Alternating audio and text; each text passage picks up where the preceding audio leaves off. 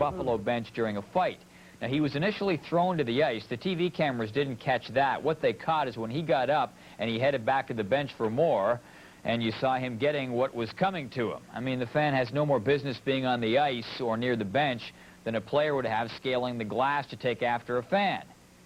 Here's another look in case you missed it on Tuesday. Television cameras first caught the incident when several Sabres, but notably Rob Ray, severely beat a fan who had run onto the ice. Ray said that the fan was provoking him.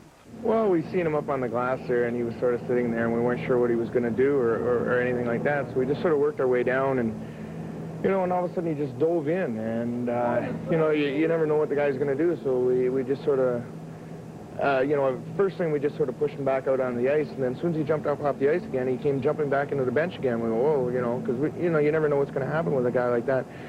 So we just sort of grabbed on and we started putting it to him pretty good, and then just threw him back out on the ice again. Do you regret your part in it?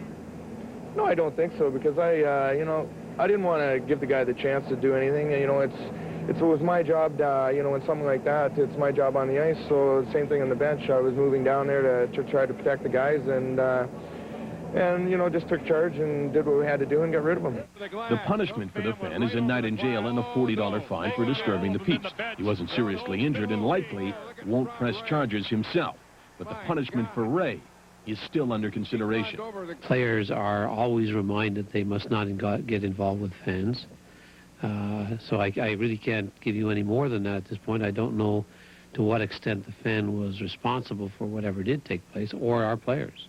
Obviously, an incident as unusual as this is a big topic of conversation at league practices. I've been yelled at, I guess, a few times just because of the style of my game and stuff. But hopefully, you know, you don't want to see, you know, both players getting hit or fans getting hit like that. You don't like to see any altercation like that. Certainly, we've all been accosted and provoked, but you know, there are limitations, and you know, we're ambassadors of the game, and I don't think that's a good idea. You know, hitting them back. No. And it wasn't exactly self-defense after the first 10 punches. I don't want to see that happen ever again. I don't know who's at fault. You know, right now I don't think you want to point the finger at either side. You want to put it behind you, and really hopefully that'll never happen again. All I saw is the player from Buffalo hitting on the fans, but you know, we probably would have done the same thing. Who knows? Because you know, fans shouldn't be allowed to be on the ice. I didn't see what started the whole thing, so I can't really give you a legitimate comment on that. I don't know what the circumstances were. All I know is that the guy on TSN said that he landed 15 strong ones before the police arrived. So anyway, give the fan credit. He hung in there for 15 good ones anyway.